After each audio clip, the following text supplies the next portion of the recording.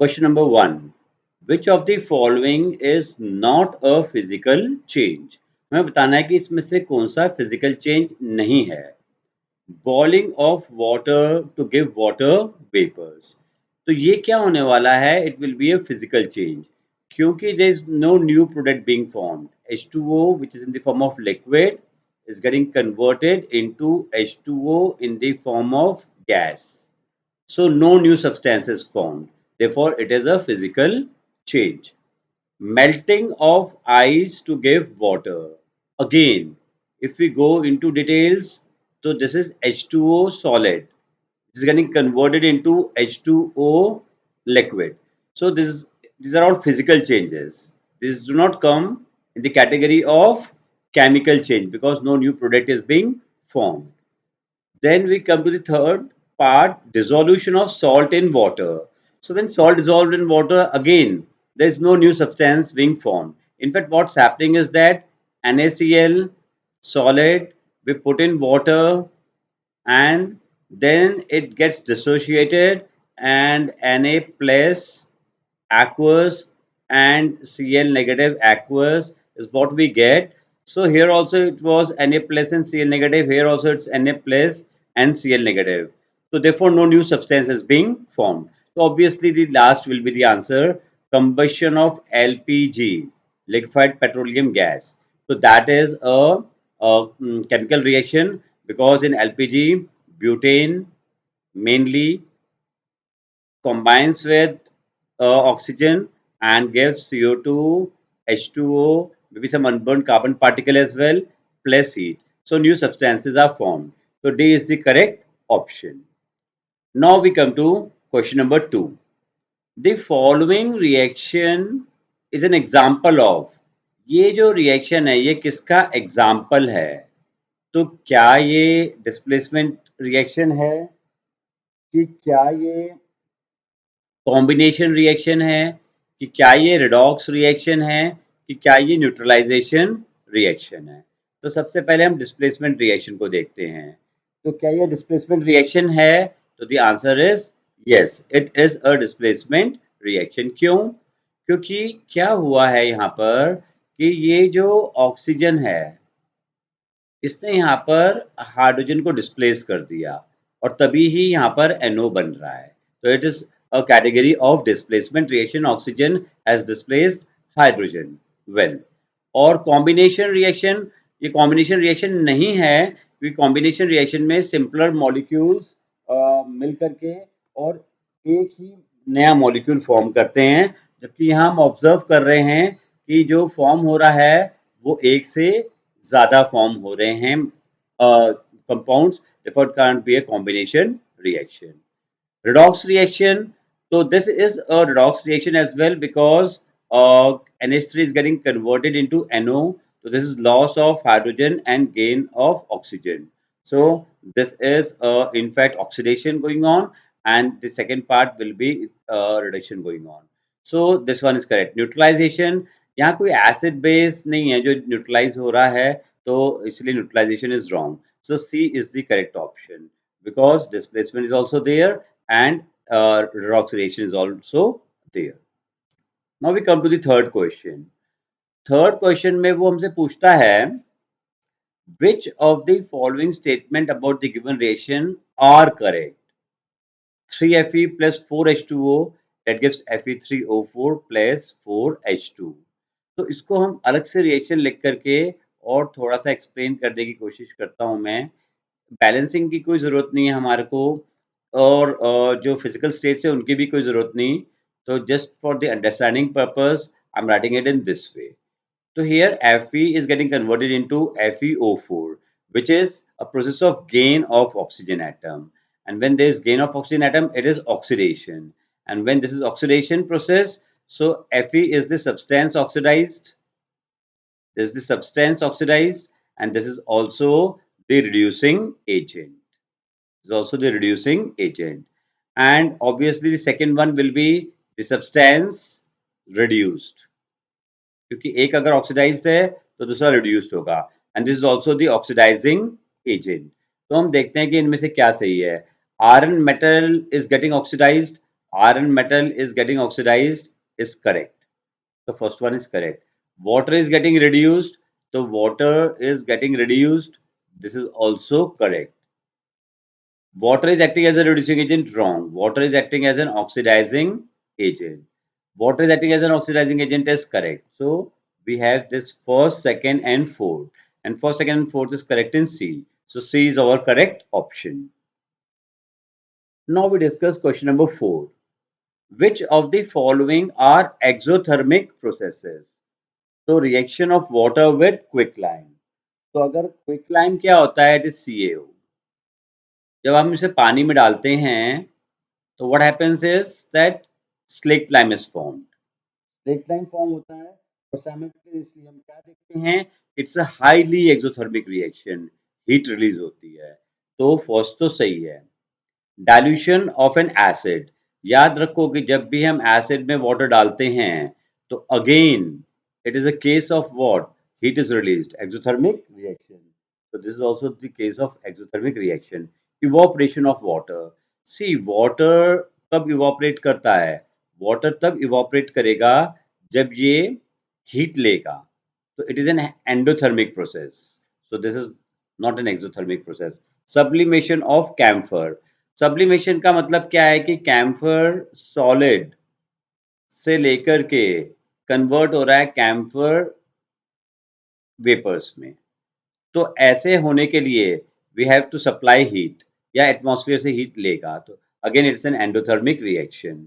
सो हमारे को तो एक्सोथर्मिक रिएक्शन बताने थे. तो एक्सोथर्मिक रिएक्शन कौन कौन से हो गए? तो fourth is wrong, first and second. So A is the correct option.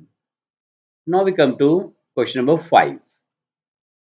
So what we see here is that three beakers labeled A, B, and C, each containing 25 ml of water were taken. तो तीन beakers में 25 ml water ले लिया. A small amount of NaOH, anhydrous, copper sulfate and NaCl were added to beakers A, B and C. तो A में NaOH add कर दिया आपने, B में anhydrous CuSO4 और C में NaCl.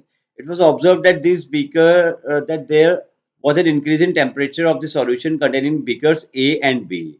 तो A और B beaker में what we observed was increase in temperature. का मतलब ये यहाँ पर एनर्जी रिलीज हुई. एनर्जी रिलीज होने का मतलब it should be an exothermic process. It should be an exothermic process. और फिर वो क्या कहता है? Whereas in case of C, the temperature of the solution falls. तो टेम्परेचर ऑफ सॉल्यूशन फॉल होने का मतलब हीट एब्जॉर्ब हो गई, तभी टेम्परेचर फॉल हो गया. तो सी में क्या हुआ? It's an endothermic process. So which of the following statement is correct? पहला है in beaker A and be exothermic process has occurred. सही है, ए और बी में एक्सोथर्मिक प्रोसेस अकर कर रहा है. तो फिर सेकंड सही नहीं हो सकता, वो एंडोथर्मिक बोल रहा है. In beaker C exothermic process नहीं, ये गलत है क्योंकि बीकर सी में क्या हो रहा है? एंडोथर्मिक प्रोसेस हो रहा है. तो first and fourth are correct. So our correct option is C, that first and fourth are correct. Now we come to question number 6. So in question number 6, a dilute ferrous sulfate solution was gradually added to the beaker containing acidified potassium permanganate solution. तो क्या है scenario कि आपके पास एक FeSO4 का solution है, तो हम इसे FeSO4 aqueous लिख सकते हैं, और इसको आपने ऐड किया किसमें? एसिडिफाइड पोटेशियम परमैंगनेट में. तो या परमैंगनेट में. तो it is basically H2SO4 acidified potassium permanganate is KMnO4. तो वो क्या कहता है? क्या ऑब्जर्व हुआ? ऑब्जर्व ये हुआ कि the light purple colour of the solution fades. तो ये सॉल्यूशन का जो कलर है इट इज लाइट पर्पल और ये फेड हो जाता है and finally disappears.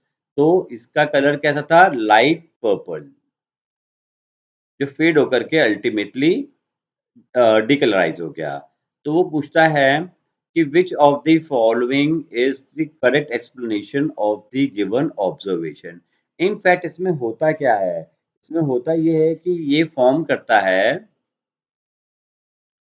Fe2SO4 whole thrice and K2SO4 plus MnSO4 plus H2O. तो here FeSO4 is getting oxidized. FeSO4 is getting oxidized. ये एक्चुअली थोड़ा लेटेस्ट कंसेप्ट के ऊपर है, ऑक्सीडेशन नंबर जो तुम लोगों ने पढ़ा नहीं है अभी, लेकिन ये ध्यान रखना कि दिस एसिडिफाइड, ये तो तुम अच्छी तरह से ध्यान रख सकते हो कि जहां पर भी एसिडिफाइड परमैंगनेट आ गया तो it's a good oxidising agent, is a good oxidising agent, oxidising agent.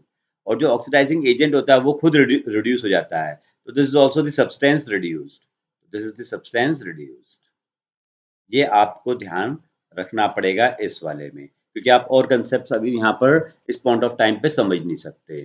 तो आपके पास ऑप्शन है क्या? ऑप्शन ये है कि KMnO4 is an oxidising agent, KMnO4 is an oxidising agent. तो मैंने कहा था ध्यान रखना कि ये एक ऑक्सीडाइजिंग एजेंट है एंड इट ऑक्सीडाइजेस FeSO4। तो जो ऑक्सीडाइजिंग एजेंट होगा वो दूसरे को ऑक्सीडाइज ही करेगा, तो पहला ही ऑप्शन सही है। So we have this as the correct option. Now we come to the seventh one. तो सेवेंथ क्वेश्चन क्या कहता है कि which of the following is or are double displacement reaction? इनमें से डबल डिस्प्लेसमेंट रिएक्शन कौन सा है? तो देखो, this one is a combination reaction.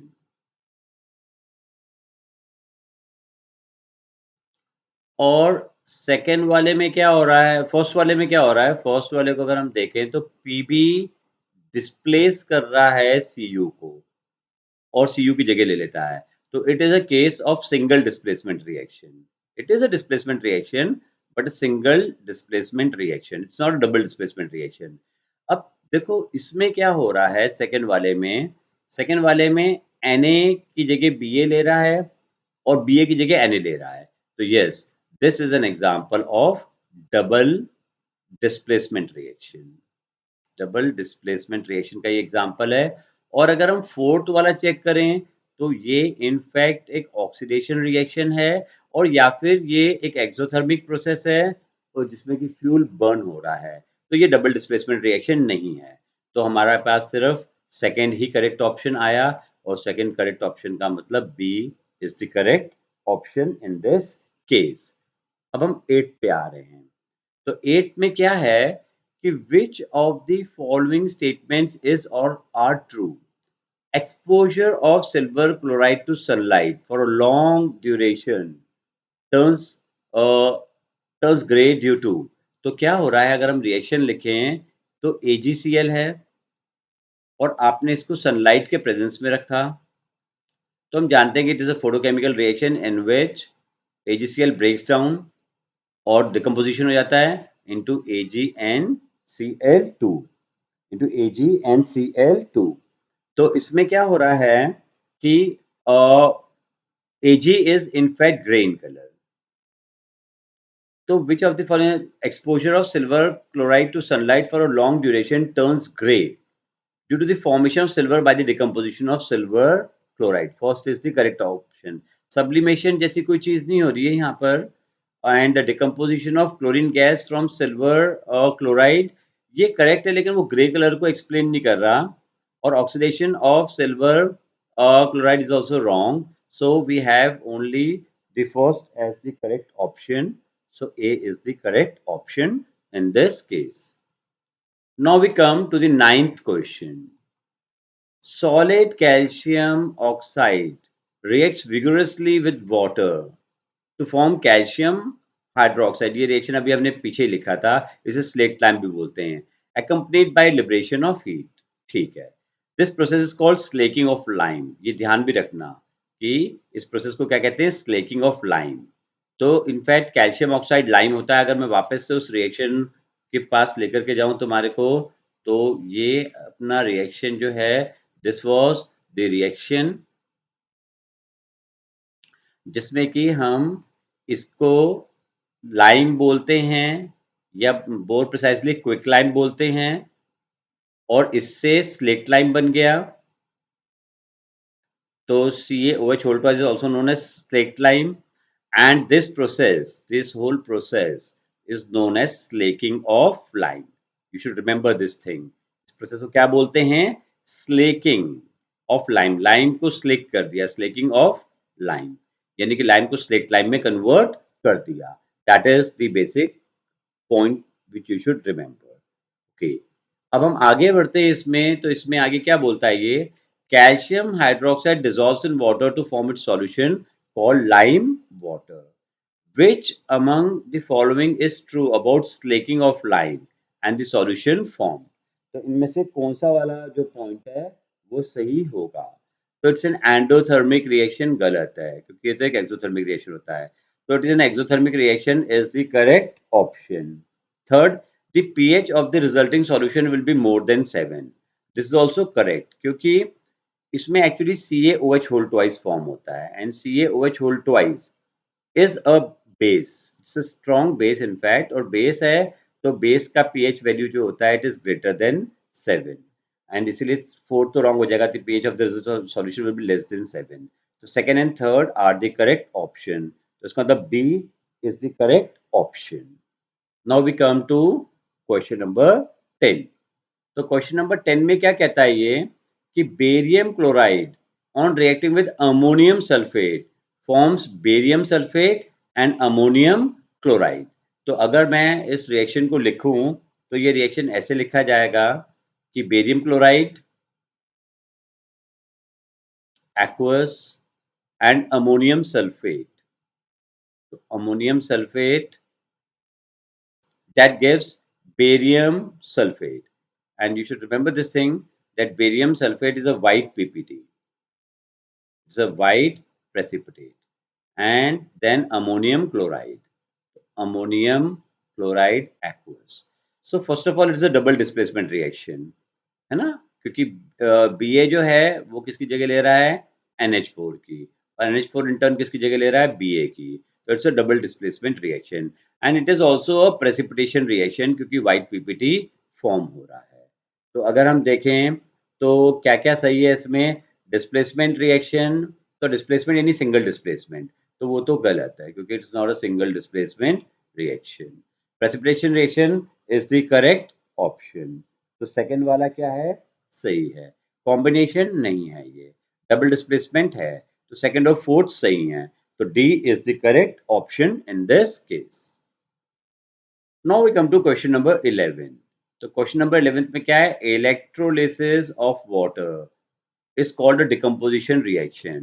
More appropriately, it is electrolytic decomposition, क्योंकि हम इलेक्ट्रिसिटी का इस्तेमाल करते हैं। Okay, the mole ratio of hydrogen and oxygen gas liberated during electrolysis of water is, तो अगर हम इक्वेशन लिखें तो H2O लिक्विड का हम इलेक्ट्रोलिसिस करते हैं, इलेक्ट्रिक करंट पास करते हैं इसमें, तो it gets converted into H2 gas and O2 gas, and if we balance this equation, तो यहाँ पर ऑक्सीजन एक है और यहाँ पर ऑक्सीजन दो है, तो we'll have to write 2 here. फिर हाइड्रोजन डबल हो गया, 4 हो गया, तो यहाँ पर 2 लिखना पड़ेगा। तो यानी H2 और O2 किस रेशियो में मिल रहा है, this H2 and O2 we are getting in the ratio of this 2 is to 1, so it is in the ratio of 2 is to 1, H2 is to O2। तो यही हमसे पूछ रहा है, वो मोल रेशियो क्या होगा, तो 2:1 is the correct option. So B is the correct option in this case. Now we come to the 12th question. Which of the following is an endothermic process? Dilution of acid. याद रखना, dilution of acid is an exothermic process. ये अभी ऊपर भी discuss हो चुका है। Dilution of acid is an exothermic process. Sublimation of ice. तो देखो सब्लिमेशन का जो प्रोसेस होता है ना, वो हमेशा एंडोथर्मिक प्रोसेस होता है, क्योंकि आपको हीट देनी पड़ती है, बिकॉज आपको हीट देनी पड़ेगी बॉन्ड्स को तोड़ने के लिए। It's an endothermic process. And condensation of water, तो जब वाटर वेपर्स कंडेंस होते हैं तो it is an exothermic process. It's an exothermic process, क्योंकि हीट रिलीज होती है, exothermic process.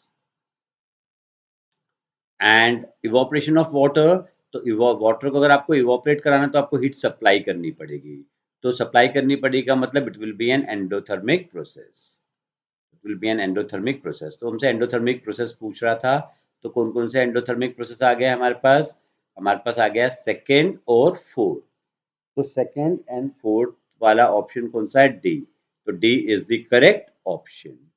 Now we discuss 13th question. 13th question में क्या है, in the double displacement reaction between aqueous potassium iodide and aqueous lead nitrate, a yellow precipitate of lead iodide is formed. While performing the activity, if lead nitrate is not available, which of the following can be used in place of lead nitrate? तो देखो, सबसे पहले तो मैं reaction लिख दूं। ये हमने एक्टिविटी में पढ़ा था, it was the second activity of this chapter, कि क्या था, एक्वस पोटेशियम आयोडाइड। तो के आई एक्वस था, और इसको आपने लेड नाइट्रेट के साथ ट्रीट कराया, तो इस तरीके से एक्वस लेड नाइट्रेट था, एंड वी गॉट व्हाट, तो PbI2 मिला था। तो PbI2 which was a precipitate, a yellow PPT in fact, और साथ में हमारे को KNO3 मिल गया था। मैं बैलेंस नहीं कर रहा इसको, क्योंकि अभी बैलेंसिंग की जरूरत नहीं है। तो वो कहता है इसमें हमारे को कि while performing lead nitrate was not available, तो ये lead nitrate अवेलेबल नहीं था। तो वो कहता है कि which of the following can be used in place of lead nitrate।